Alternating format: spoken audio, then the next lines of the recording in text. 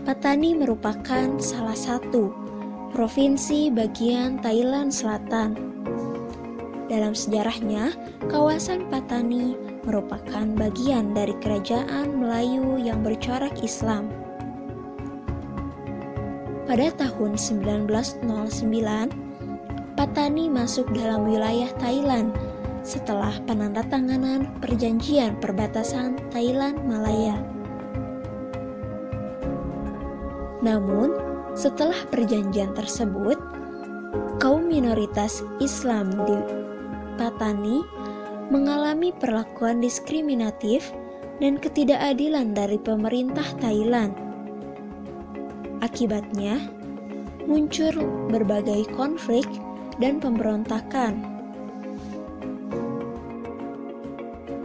Salah satu tokoh penting dalam memahami pemberontakan Muslim di Thailand Selatan adalah Haji Sulong bin Abdul Qadir atau dikenal dengan Haji Sulong Al-Patani.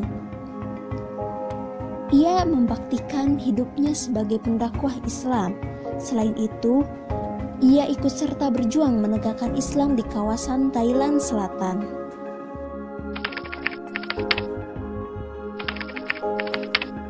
Assalamualaikum warahmatullahi wabarakatuh. Perkenalkan, nama saya Muhammad Arwani Marwi dari jurusan Sejarah Peradaban Islam UIN Sunan Gunung Bandung. Pada kesempatan kali ini saya akan mewawancari seorang sejarawan dari UIN Sunan Gunung Bandung, yakni Dr. Asep Ahmad Hidayat, MAG, yang mana beliau sendiri mengambil concern atau memiliki concern di bidang atau di kajian studi kawasan Islam di Asia Tenggara.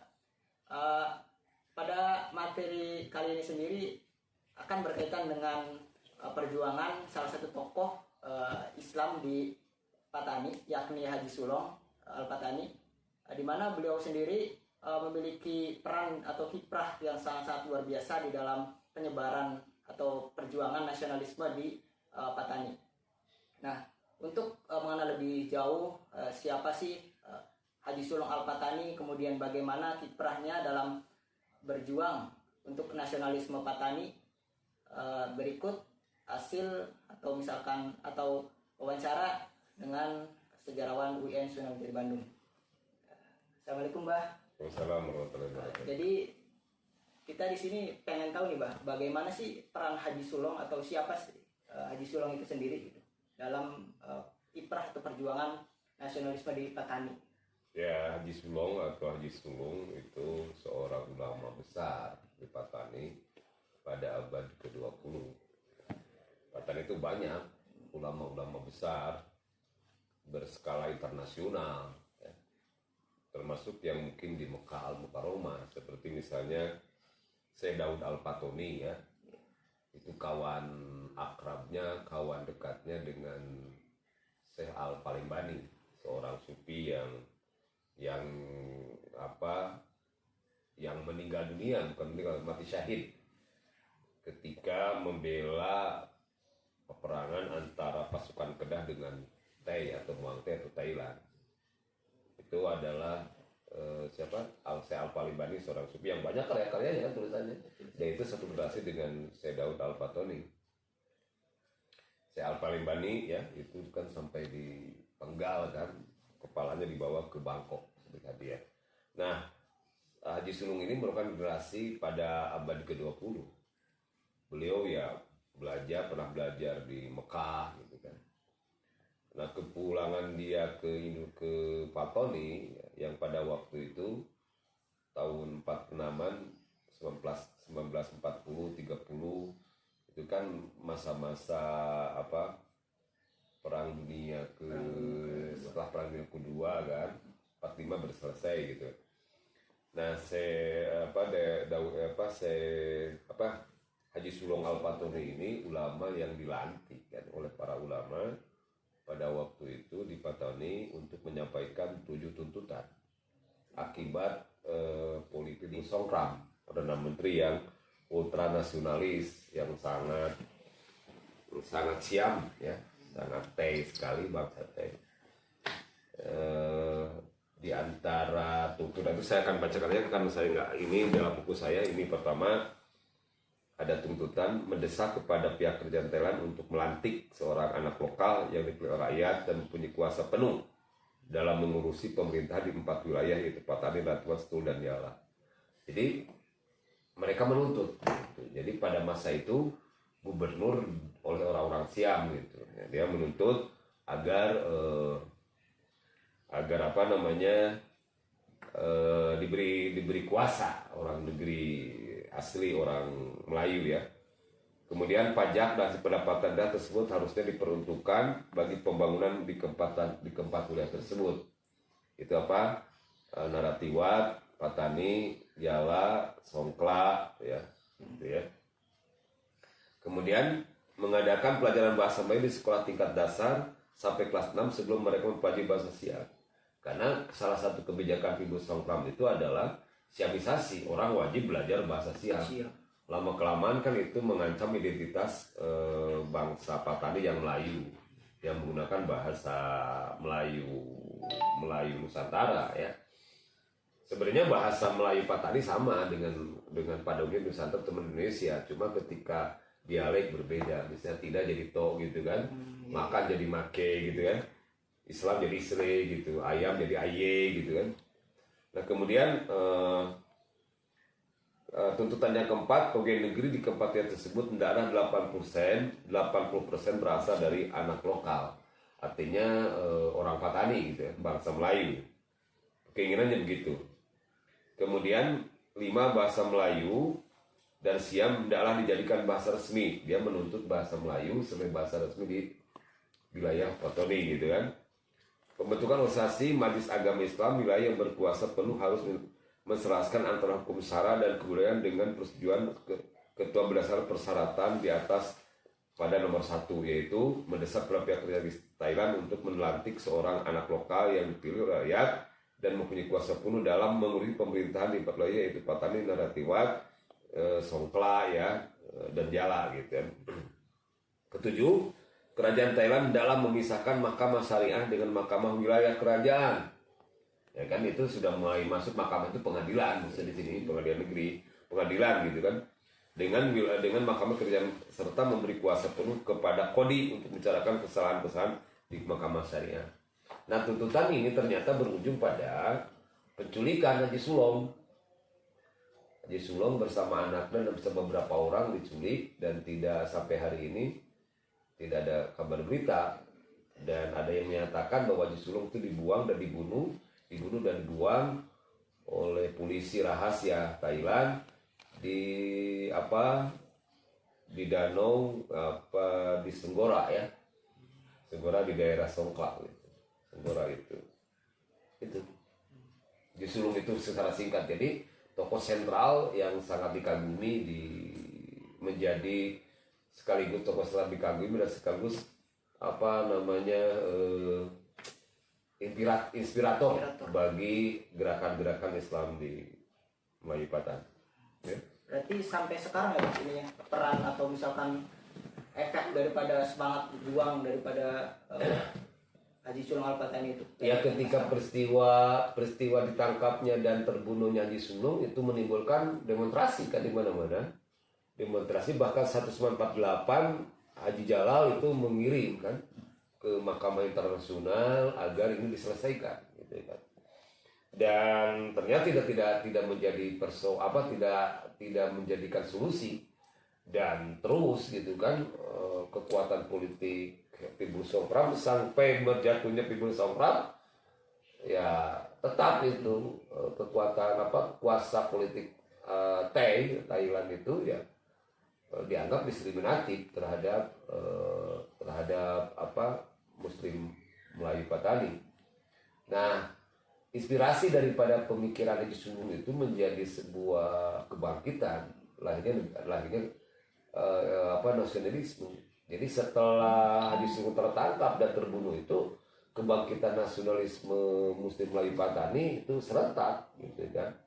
Serentak di mana-mana, dan terutama dimulai tahun 60-an sampai 76 dan sampai hari ini kan, gitu.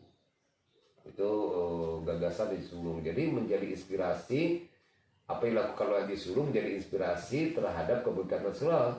Kalau pada masa Haji Sulung ada tuntutan otonomi, yang tuntutan itu, sekarang mereka nasionalismenya sudah menuntut kemerdekaan dari sebagian besar daripada masyarakat Melayu Muslim Patani di selatan Thailand.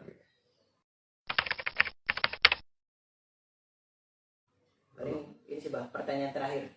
Kan banyak gitu mahasiswa-mahasiswa di UIN Bandung sendiri yang berasal dari Patani. Kira-kira ada nggak sih pesan dari Abah gitu untuk mahasiswa-mahasiswa Patani agar misalkan meneladani perjuangan daripada Haji Sulam ya, sendiri? Pertama ya memang ada problem. Bukan hanya orang-orang yang belajar di Indonesia, termasuk yang belajar di luar Indonesia. Karena memang kondisi sekarang kaum muda Patani itu ada masalah, problem. Pertama problem identitas. Karena proses modernisasi Barat ya, Siamisasi gitu kan, sehingga orang merasa benar kalau dia belajar bahasa, kalau dia menggunakan bahasa Siam gitu kan.